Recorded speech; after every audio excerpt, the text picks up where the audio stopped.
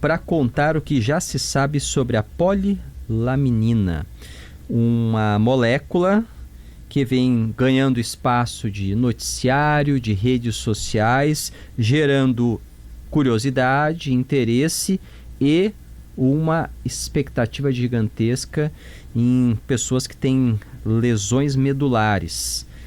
Afinal, qual é a fase de testes, os resultados que já teve e o que podemos esperar desta molécula? Boa tarde, Fernanda. Boa tarde, Stout. Boa tarde, PG. Boa tarde. Bom, nesse momento nós temos apenas, quando a gente fala de estudos em humanos, um estudo piloto, um estudo experimental que foi realizado, e agora nós estamos avançando para a próxima fase, que é de fato a fase do estudo clínico fase 1, ou seja, o começo, digamos assim, né, de um estudo clínico com seres humanos, que foi aprovada pela Anvisa e que deve começar, então, a partir de março, com 5 pacientes. É uma pesquisa brasileira. Isso, exatamente. Foi desenvolvida pela Tatiana Sampaio, que é uma bióloga da Universidade Federal do Rio de Janeiro. Ela trabalha lá e ela descobriu, então, a molécula. Até a história é interessante, assim, foi meio por acaso.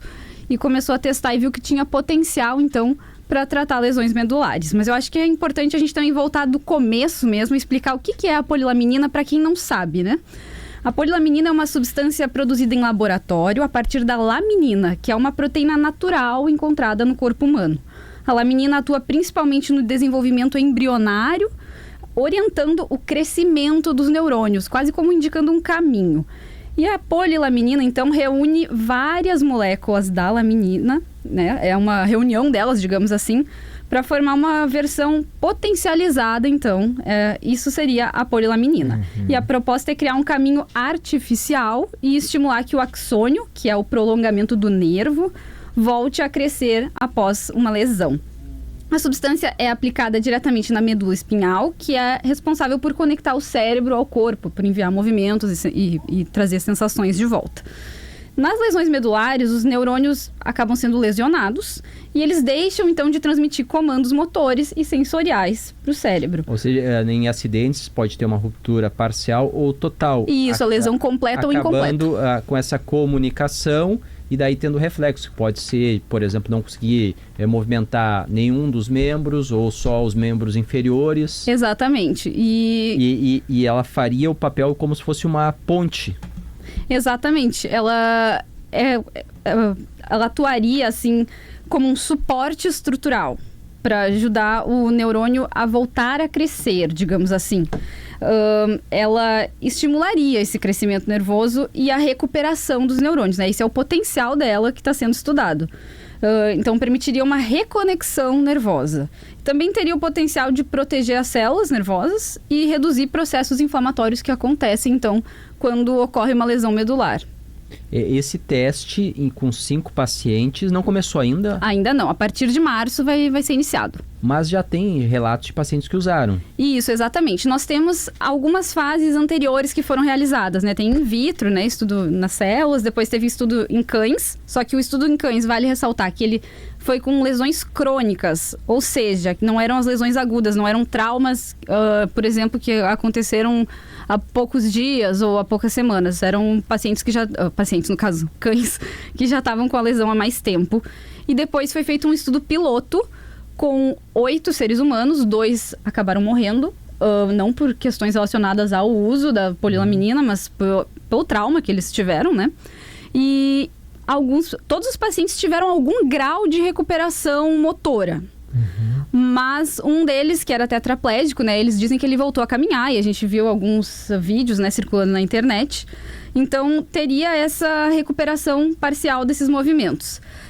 Só que vale lembrar, a gente também tem visto casos de pessoas que receberam fora desse estudo, né?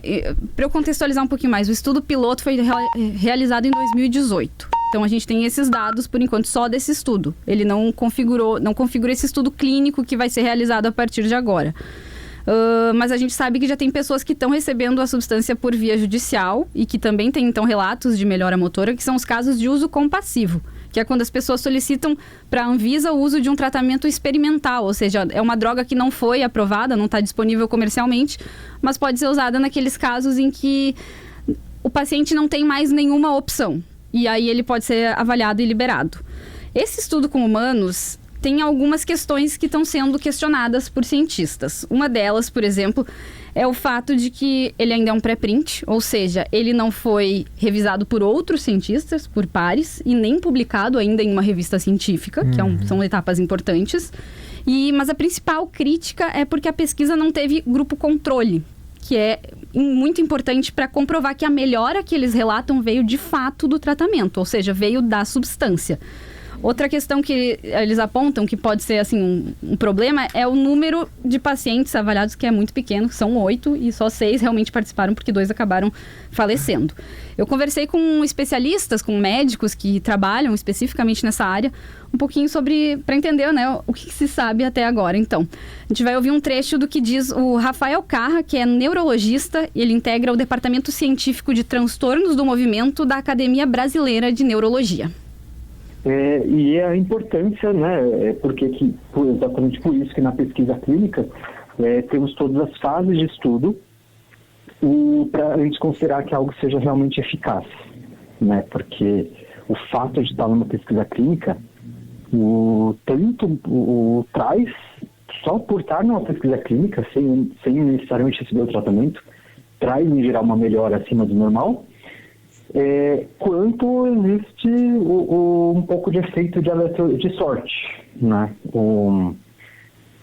Por exemplo, voltando para o tema da polilaminina, é esperado, né, que que as pessoas em geral tenham melhoras depois de uma lesão medular, né? 15-20% das pessoas com uma lesão medular grave vão ter uma melhora boa, né? Uma melhora significativa. Né? Então, se acaba se criando uma situação em que, por sorte, né, se você tem um grupo muito pequeno de pacientes, pode calhar de todos os seus pacientes estarem com lesões que vão acabar naturalmente evoluindo para um controle, para um quadro melhor por conta, independente se você tratou ou não. Então, para realmente a gente dizer que algo de fato funciona, é um processo longo. Interessante o que ele está dizendo, Fernando, porque primeiro que ninguém está vaiando nem rogando praga na polilaminina, muito pelo contrário. Exatamente. Tomara que dê certo, tomara que a Tatiana ganhe o Nobel de Medicina. A ideia é fenomenal, é uma revolução internacional, se de fato ela funcionar. Queremos isso, torcemos para isso. O ponto, Stout, é que, claro, gerou uma excitação muito grande, reverberada ainda mais pelas redes sociais. E aí o que os outros cientistas estão dizendo é devagar com andor, como dizia minha avó, né? Calma, vamos devagarinho, porque existem outros casos, o Brasil teve isso, em que houve também essa excitação, né, de uma nova molécula, de uma nova substância que no fim não se mostrou eficiente como se esperava que se mostrasse. É o caso da fosfoetanolamina. Vocês lembram da fosfoetanolamina? Pílula do câncer. Isso foi lá em 2014, alemão. Foi uma sensação, só se falava e dizia que curava diversos tipos de câncer, tu tomava um remédio lá, e aí começou a decisão judicial obrigando a distribuição, houve uma pressão popular muito grande, teve lei no Congresso aprovando, né, Fernanda? Sim.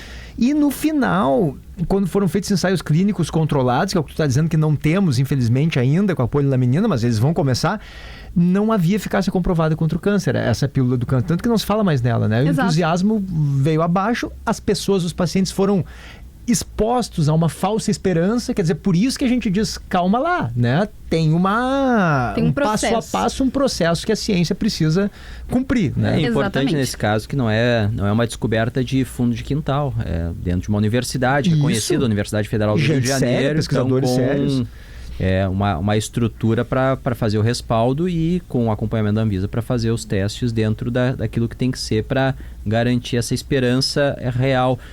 E nesse início a informação é que ela teria um efeito para aqueles pacientes com lesões recentes, pessoas que sofreram acidentes recentes. Exatamente. Não poderiam participar pessoas que tiveram lesões incompletas e teriam que ser lesões ser aplicadas em até 72 horas. Esse vai ser o critério agora também para a Anvisa. Seria só para lesões completas? Isso, em agudas, né? Em até 72 horas tem que receber a aplicação. Logo depois do acidente. Isso, exatamente. Mas eu acho que só vale destacar aqui ainda, os pesquisadores, eles frisaram muito isso, de que eles querem muito realmente que isso seja verdade, né? Que seja aprovado, demonstrem a eficácia, mas que por enquanto, então, não é possível afirmar que tem eficácia, que a recuperação desses pacientes foi causada pela polilaminina.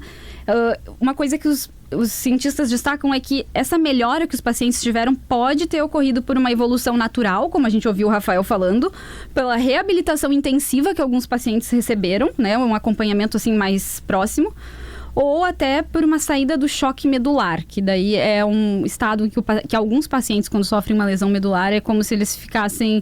Eles perdem totalmente o sentido, né? Eles não conseguem mais sentir nem mexer por um período de tempo. E que poderia talvez ser esse o caso também dos pacientes que receberam e saíram do estado de choque medular e por isso voltaram a se mexer, né? Valeu, obrigado, Fernanda Polo, trazendo aí o que já se sabe sobre a polilaminina.